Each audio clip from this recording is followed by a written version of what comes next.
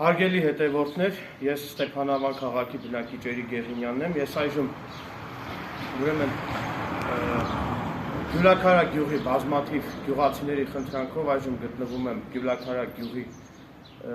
այս եկեղեցում, դեռևս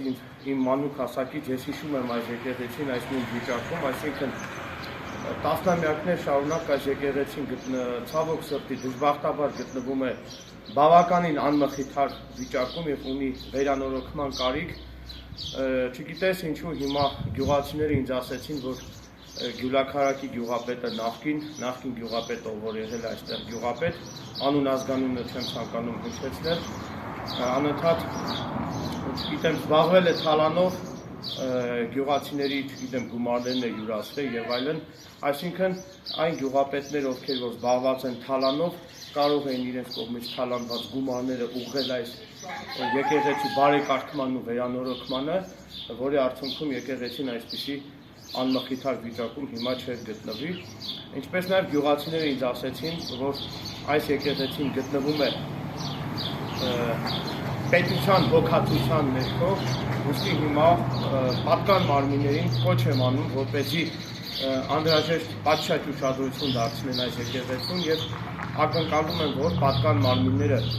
ականջալուր կլինեն իմ կողմից բարձրաձայնված իմ կողմից արծարծված այս ողջամիտ դիտարկումներին եւ ակնկալում եմ, որ պատկան մարմինների կողմից կձեռնարկվեն համապատասխան միջոցներ, որպեսզի հնարավորինս բարեկարգվի, վերակառուցվի, ինչու ոչ նաեւ վերանորոգվի այս անմխիթար վիճակում գտնվող եկեղեցին, որպեսզի գյուղացիները ունենան աղոթատեղի։ Սա իհարկե իրենից ներկայացնում է պատմամշակութային կոթող, ունի երևի մի քանի դարվա հնություն, արդեն տեսնում եք քարերը փլուզման եզրին են արդեն գտնվում, այսինքն եկեղեցին դժբախտաբար գտնվում է անմխիթար վիճակում եւ նորից եմ կրկնում, ստիպված եմ նորից ընդգծել, որ եկեղեցին ունի